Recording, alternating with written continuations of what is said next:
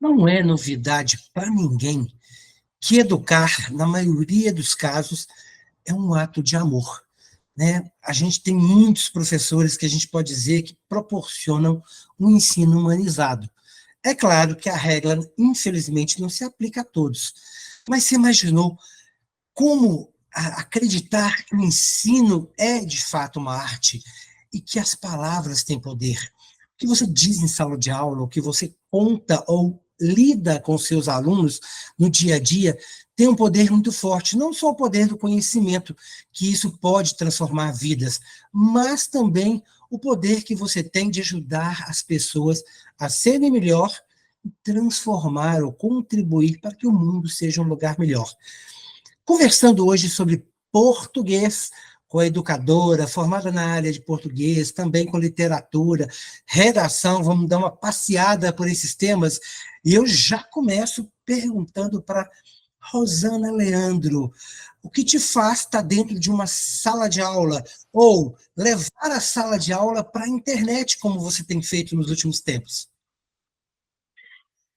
A sala de aula é um lugar onde eu me encontro, onde eu me realizo. Porque ensinar, assim como sempre trouxe Rubem Alves, é um exercício de mortalidade.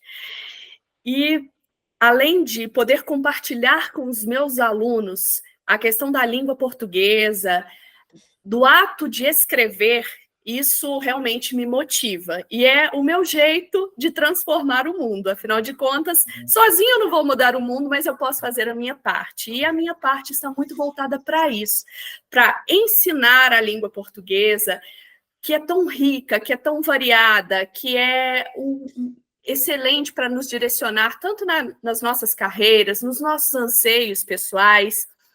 E nessa caminhada com a educação, mesmo já tendo lecionado nas escolas públicas, mesmo aqui do interior, também de cidades maiores, no ensino privado, eu tive a oportunidade também de transcender os limites da sala de aula e levar a língua portuguesa também para a rede.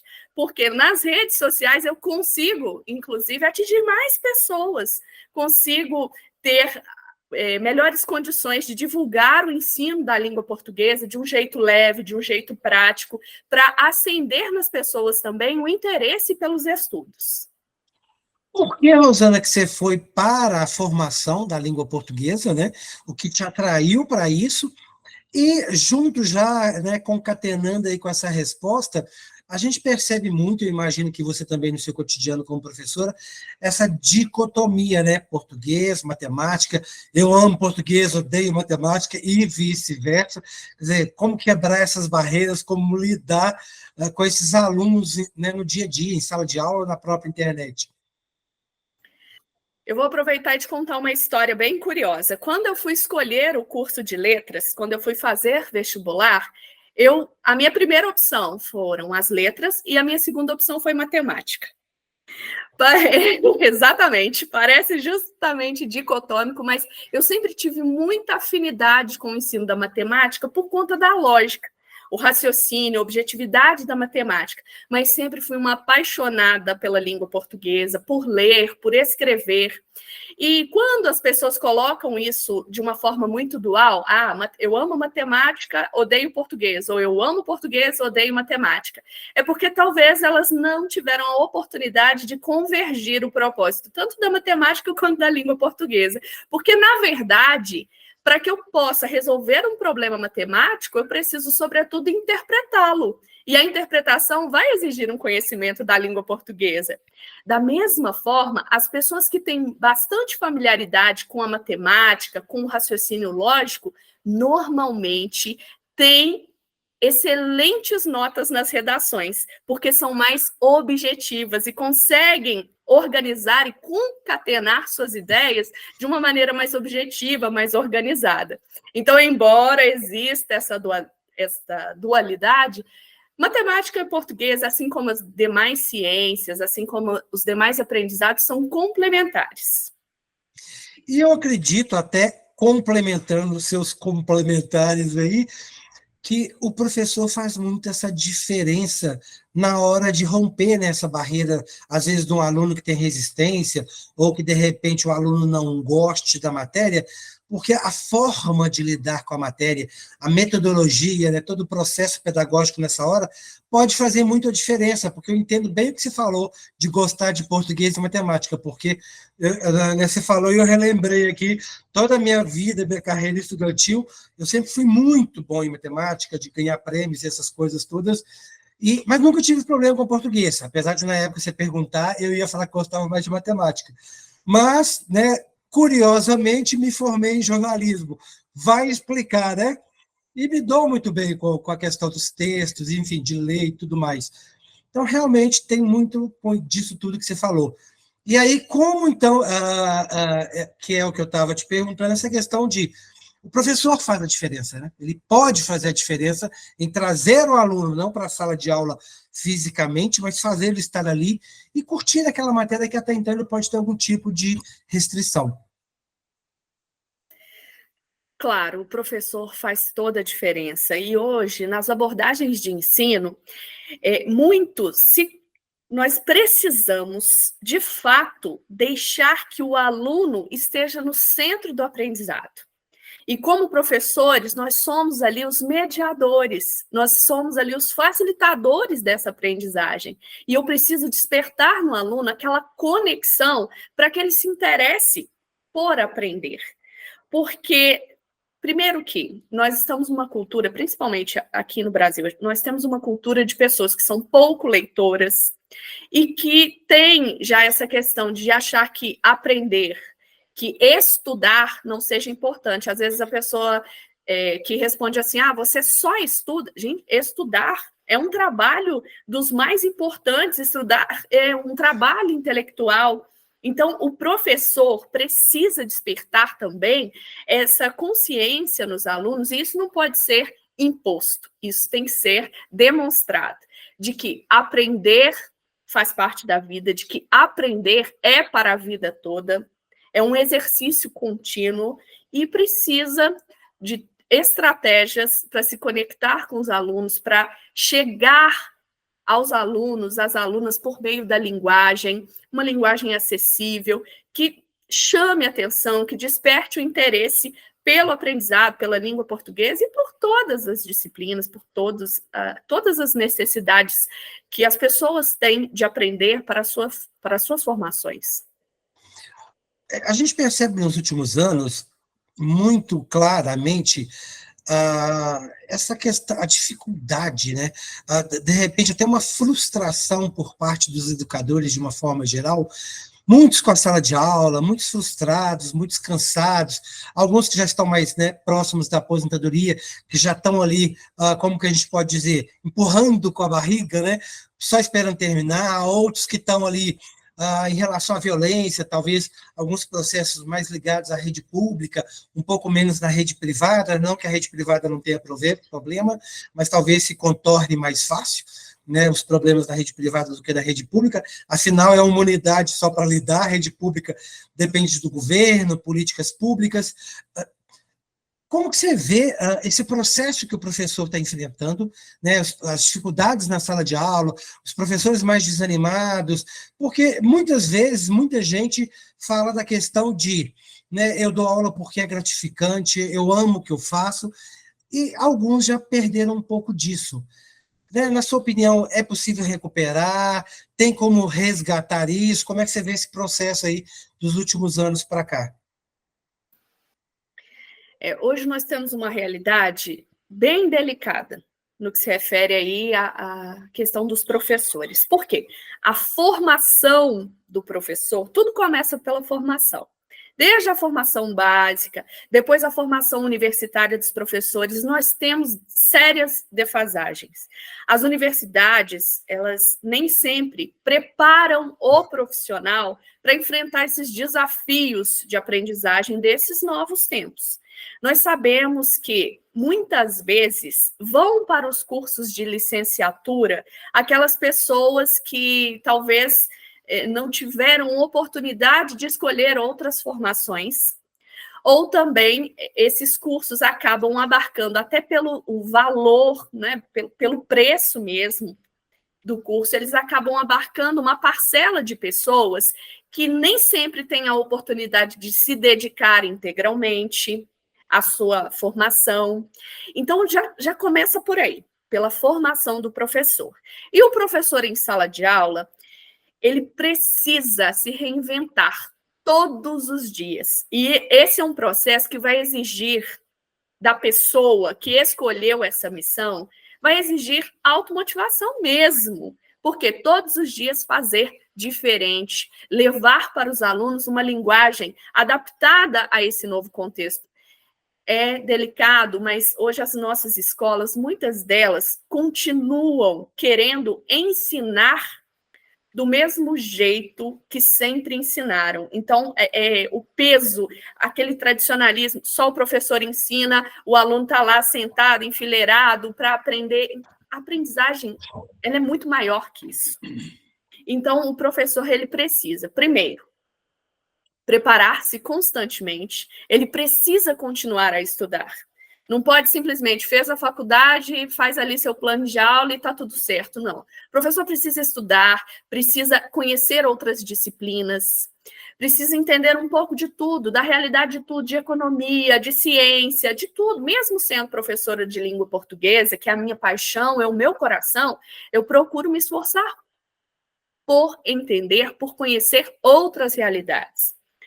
Então, preparação contínua. Precisa também pensar a própria carreira.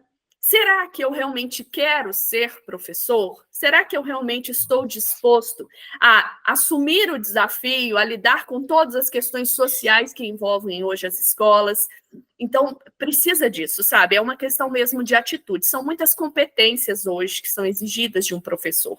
E ele não é mais aquele professor só, vou usar uma expressão que é muito comum, o cuspe-giz. É mais que isso.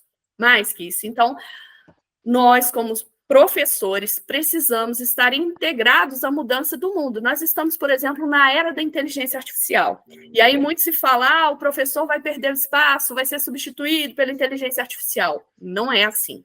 Nós precisamos aprender como nós podemos nos comunicar com a inteligência artificial, como eu posso fazer disso parte do meu processo de ensino-aprendizagem para levar aos alunos essa nova realidade, para me conectar de fato com a realidade desses alunos. É claro que são muitos desafios. É muito fácil, às vezes, falar do lugar em que eu estou, do meu lugar de fala. Hoje eu não estou na sala de aula da escola pública, hoje eu não estou enfrentando esses desafios, mas eu conheço esses desafios e sei que muito vai partir também do professor, do interesse, do desejo, da atitude de querer ser melhor todos os dias por si mesmo e pelos alunos. Inclusive, o querer é que faz muito a diferença, né, Rosane? Eu, como professor, como bem disse você há pouco, preciso querer estar na sala de aula, eu preciso ter certeza de que é isso que eu quero para a minha vida, porque as profissões, de uma forma geral, a gente precisa pensar muito nisso, né? A questão dinheiro, a questão amor, a questão que eu realmente quero fazer e trazer para a minha vida, né? O que vai me tirar da cama feliz, para me dar prazer. Então, o manter-se atualizado como professor é, de fato, um desafio, é uma questão muito complexa. E você também, claro, imagino, tenha buscado aí as suas qualificações, as suas melhorias diariamente, porque, inclusive, você tem feito um trabalho muito bacana, muito interessante nas redes sociais, levando o português. E você teve que se inovar para isso. Então, o que te levou, né, o que te motivou a ir para as redes sociais e o que você teve, né, para usar de jogo de cintura para se preparar para fazer isso? Realmente não é uma transição fácil, porque nós precisamos ter coragem para a exposição. Estar nas redes sociais é ter coragem para a exposição. E em algumas redes, por exemplo, eu preciso entender que vai haver pessoas que gostam do conteúdo, que querem de fato aprender, e vai haver também aquelas pessoas que vão criticar e lidar com isso. Né? Precisa ser leve, precisa ser tranquilo. Tanto que eu, outro dia mesmo, estava fazendo um passeio pelas redes sociais ali e vendo o primeiro vídeo que eu gravei para as redes sociais. E vi o último vídeo que eu gravei para as redes sociais, principalmente para o Instagram. E assim, eu notei uma diferença incrível de posicionamento, de postura, de facilidade com o celular, com a câmera. E claro que eu preciso melhorar muito, que eu preciso aprender muito, como todos nós precisamos. Mas primeiro precisa dar o passo. É o celular ali na frente, é o conteúdo, é o quanto você está disposto a compartilhar. E ir para as redes sociais foi mesmo essa motivação de poder dar a devida proporção ao que eu quero ensinar para as pessoas, a divulgar a língua portuguesa, a divulgar a leitura, a importância da leitura para as pessoas, para a formação integral do ser humano, e principalmente por me dar muito prazer, sabe? E quando as pessoas me retornam assim, nossa, eu respondi a uma enquete sua lá no story do Instagram e eu vi que eu estou muito bem no português, ou nossa, como eu preciso aprender. Isso me motiva a continuar, a querer continuar divulgando boas informações, conteúdo de qualidade e esse compartilhar, porque quando eu compartilho, quando eu ensino, eu aprendo muito mais. Então, é inclusive uma forma de me manter atualizada para o mercado de trabalho mesmo. E criar o meu portfólio para poder apresentar para as pessoas e para poder oferecer para elas tudo que eu estou aprendendo. Então, é essa partilha, esse exercício de partilhar que me motiva mais. Qual é a dificuldade, Rosane, do professor, sala de aula, vamos dizer, o professor presencial, físico, né?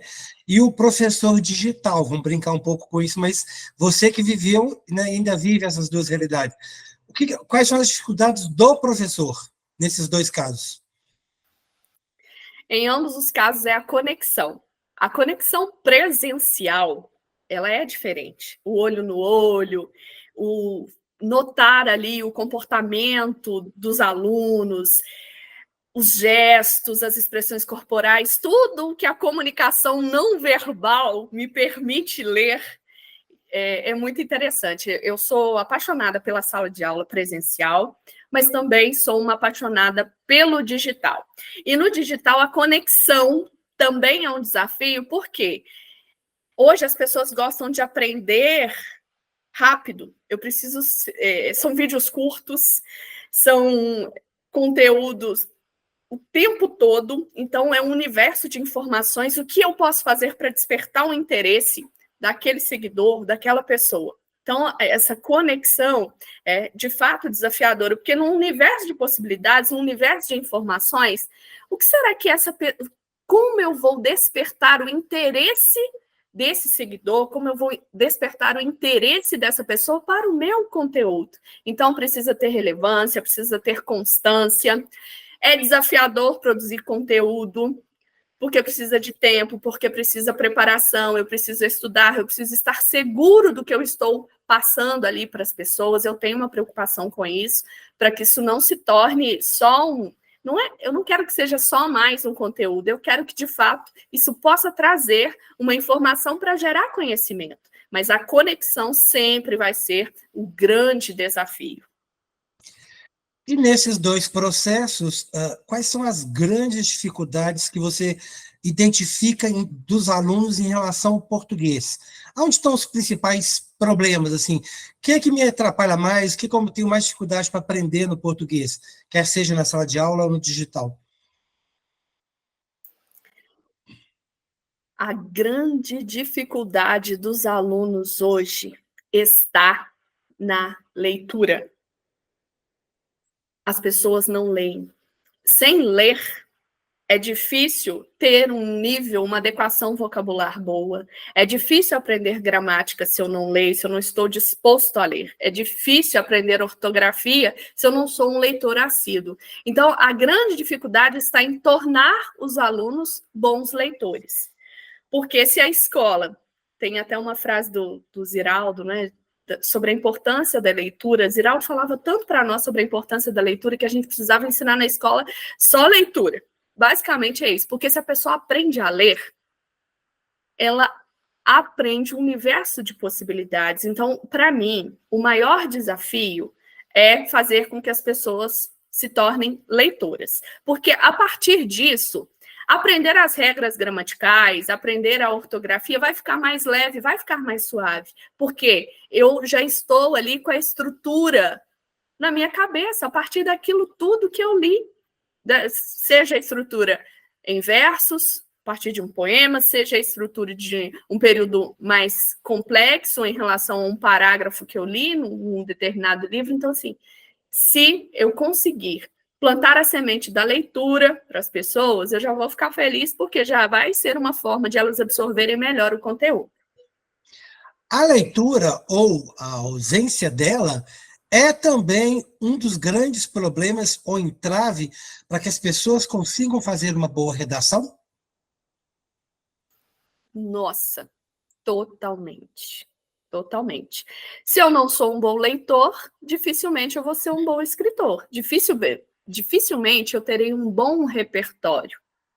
Tem uma frase do Ítalo Calvino que diz o seguinte: ler é aproximar-se de algo que acaba de ganhar existência. Essa frase, para mim, ela é extremamente impactante. Por quê? Se eu tenho algo desconhecido, por meio da leitura eu posso conhecer. Se eu sou um bom leitor, eu tenho um bom repertório. Porque o grande problema hoje das redações está em relação ao repertório. Eu não tenho boas informações, eu não tenho um bom repertório. Consequentemente, eu vou ter dificuldades de estruturar o meu texto. Existe a estrutura pronta do texto, existem um universo de modelos de redação que as pessoas às vezes utilizam e acham que vai ser a salvação, mas se eu não tenho recheio, se eu não tenho conteúdo, como eu vou produzir um bom texto? E para que eu tenha conteúdo, para que eu tenha repertório, para que eu seja uma pessoa interessante, eu preciso de leitura. É interessantíssimo, usando o seu interessante e importante você falar isso, porque a gente percebe, inclusive, vários cursinhos que trabalham muito, cursinhos preparatórios, né, que trabalham muito os modelos, né, ou a redação padrão, ou, como eu posso dizer, a redação para eu passar no Enem, né, que vai me dar acesso a vestibular, para eu tirar mais de 900, em que muitas vezes você leva uma série de repertórios gravados, né? Uma frase ou 3, 4, 5 frases de efeitos, modelinho, abre, blá, blá, blá. Quer dizer, perdeu-se um pouco o espontâneo e o argumentar com o que eu tenho de bagagem e se investiu um pouco nessa questão. Como é que você está vendo esse processo atualmente? Como é possível desconstruir isso, né? Ser disruptivo com relação a isso? Olha, essa questão ela é extremamente delicada, não é? Porque nós já temos um Exame Nacional do Ensino Médio que já tem toda uma exigência de alguns conhecimentos, a própria estrutura do exame ela já é criticada, já parte daí. E aí, o que os cursinhos, o que os professores e todas as pessoas envolvidas nessa preparação vão fazer? Vão fazer com que os alunos possam alcançar a nota máxima, o 900, o 1.000, 800, enfim. Eu não gosto de ensinar modelo, de pegar o modelo lá, aquelas frases de efeito, aquelas frases feitas, jogar aquilo e dizer que aquilo é um texto dissertativo. Mas aí também vai muito do estilo do professor. Eu gosto de ensinar a pensar, a raciocinar e a argumentar. Antônio Soares Abreu diz que argumentar é a arte de convencer e persuadir. Quando nós procuramos no dicionário convencer, está lá como sinônimo persuadir. Quando nós procuramos persuadir, está lá como sinônimo convencer. Mas existe uma linha tênue que diferencia o convencimento da persuasão. Eu convenço gerenciando a razão. Eu vou persuadir gerenciando a emoção. E lá no texto dissertativo argumentativo, eu preciso de um repertório que possa validar a minha tese. Eu preciso de construir um repertório que me ajude ali a encadear os argumentos, a desenvolver o meu raciocínio. Então, as pessoas precisam pensar. Claro, as pessoas precisam pensar para o Enem, na estrutura da redação do Enem, sim, mas a gente precisa expandir esse pensamento também, porque essa pessoa está também no processo de formação profissional, e lá na frente ela vai precisar escrever um bom texto. E bons textos nem sempre vão ter um modelo pronto, não é só um encarte de frases. Um texto é um conjunto de ideias. Como, com formação também na área de literatura, Rosana, como trazer, né, como você procurou estimular, levar um livro para a sala de aula, né, como você fez isso, como os professores podem fazer isso, né, levar o livro, contribuir para iniciar e estimular ou fomentar esse hábito na sala de aula em relação aos livros? As pessoas são movidas pelo desejo e pela curiosidade. Então, primeiro, nós precisamos despertar nos alunos o desejo de ler, de conhecer, e a curiosidade. Por exemplo, eu já consegui levar Machado de Assis para alunos que, na época, eram a 5ª série, hoje 6º ano. Eu já consegui levar Machado de Assis para os alunos do 7º ano, do 8º ano, a partir de quê? De despertar a curiosidade e o interesse deles. Não dá para simplesmente jogar o texto e querer que as pessoas entendam, não é goela abaixo. Perdão da expressão, mas é isso mesmo. A gente precisa despertar o interesse e construir ali o aprendizado, mostrar a relevância, selecionar textos, fazer uma curadoria de textos que sejam, de fato, apropriados para aquele perfil de aluno. Aqui eu dei um exemplo mais clássico, que é Machado de Assis, mas a gente pode fazer isso com vários autores. E hoje, como nós temos muita facilidade de conteúdo, a grande questão também, além desse despertar do interesse, vai ser uma boa curadoria. O que eu posso selecionar de textos que são compatíveis com a realidade dos alunos, que são compatíveis com as necessidades de formação dos alunos e que possa levá-los a se interessarem pela leitura? Não dá para ser texto fora de contexto. Eu preciso levar texto que converse com a realidade daquelas pessoas, para que elas se interessem, queiram ler, ler e ler. E aí vai o hábito, a criação do hábito, o exercício contínuo, de ensinar todos os dias, de despertar todos os dias. Esse é o grande papel e o grande desafio do professor, motivar todos os dias. A curadoria é uma dica interessante, porque se percebe muitas vezes que o professor quer levar grandes nomes, né, pessoas reconhecidas, premiadas da literatura nacional, mas muitas vezes se para nesse processo por exemplo, Machado de Assis. É muito ousado levar um Machado de Assis para uma 5ª, uma 6ª série, sem um trabalho ou preparar os alunos para lidar com aquele texto, como muitas vezes se faz no ensino médio, partindo do pressuposto que o aluno está pronto para lidar com aquele texto, porque não é só ler, é a questão de interpretar, que você disse há pouco. Muitas vezes você vai para o vestibular e vinham aqueles muitos livros difíceis, né, livros complexos, né, Jamais Verá País Algum, Desatino da Rapaziada. Os livros são maravilhosos para as pessoas que têm um grau de interpretação mais elevado. Você não vai conseguir, às vezes, ler e entender. Daí, muitas vezes, as pessoas detestarem leitura pelo fato de não estarem preparados. Elas foram alfabetizadas, mas, né, não uma alfabetização que o dê conta, ou que permita que essa pessoa possa conseguir interpretar esses livros, não é isso? Sim, sim. É um processo de construção. A gente não começa a construir o nosso gosto literário depois de adulto, a gente começa lá na infância. Então, primeiro, que a gente precisa expor os alunos, os nossos filhos, os nossos sobrinhos, as crianças que estão próximas a nós precisamos expô-los aos livros, à literatura, à leitura. E ensinar, a primeira coisa, a gostar de ler.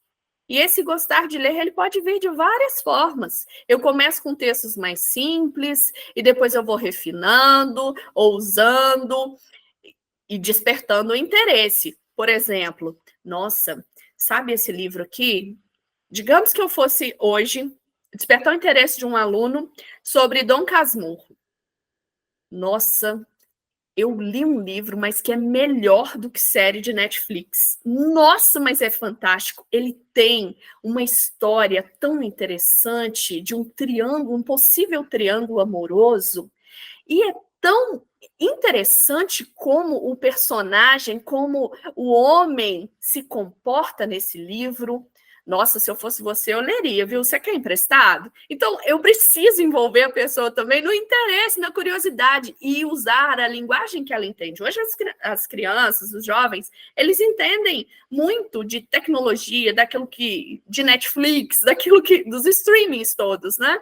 Então, eu preciso levar isso também, de alguma forma, para despertar o interesse por textos mais densos, mas tudo começa com o despertar para a leitura, o interesse de ler. E aí é muito importante, porque muitas pessoas falam assim, você tem que ler, muitos professores, já vi muito isso. O professor fala, você tem que ler, mas o professor mesmo não lê um livro, não tem o hábito de ler. Então isso é muito perigoso, porque se a palavra convence, o exemplo é que vai arrastar. Se eu tenho propriedade para falar sobre um determinado livro, sobre um determinado autor, assim eu vou gerar conexão, credibilidade, interesse. Agora, se for só aquele discurso vazio e evasivo, realmente não vai fazer sentido. É interessante para você que está aí nos ouvindo, para você que está nos assistindo, entender, até mesmo os educadores, né, como bem disse a Rosana, o exemplo arrasta. Mais do que isso, em sala de aula, a questão não é impor, a questão é demonstrar, né, é trazer ali, é explicitar e muitas vezes deixar o território fazer parte disso, deixar o diálogo fazer parte disso. Não é convencer a pessoa do contrário, mas mostrar para ela que existe um outro lado, né, para aqueles que não gostam da disciplina, para aqueles que ficam reclamando, que odeiam, que não entendem. Por quê? Porque não teve o contato, porque não aprendeu a se identificar, porque não teve ali uma forma de se apaixonar por aquela disciplina. Então, é uma forma também de você, educador, entender que é preciso fazer o seu papel, mas você pai, você mãe, e até mesmo você estudante, também tem a questão de entender que você precisa se predispor, que você também tem que estar ali disponível, né? Não é só ir para a escola que vai fazer a diferença. Eu preciso entender também o conteúdo, procurar o professor e me entregar para o processo de educação. Então, fica o convite de entender mais como que o processo funciona, como que a escola pode transformar a sua vida, né? Você pode acompanhar aí a Rosana nas redes sociais, a gente vai deixar na legenda as redes sociais dela, para entender mais sobre redação, quanto a redação pode ser interessante, ser um espaço para você exercitar sua argumentação, ser espontâneo, fazer diferença até no Enem, mas fazer diferença com qualidade, não só fazer diferença com modelos, né, para você passar a questão do livro, da literatura, do próprio português e mais. Já quero te convidar, porque nós convidamos a Rosana para gravar com a gente um vídeo no nosso outro canal, o canal Multileitura, sim, o canal para discutir livros, discutir a leitura, falar a importância do ler. Ela lançou um livro maravilhoso de poemas, ela também é poetisa, colocou isso no papel e lançou para a gente, mostrando que as palavras realmente têm poder. 76 poemas e uma rosa. Por quê? Bom, isso eu te conto na entrevista lá no canal Multileitura, no YouTube ou nas plataformas de podcast. A gente te aguarda. Deixa aí seus comentários, fala o que você achou, manda suas perguntas. Vai ser um prazer estar sempre se relacionando com você.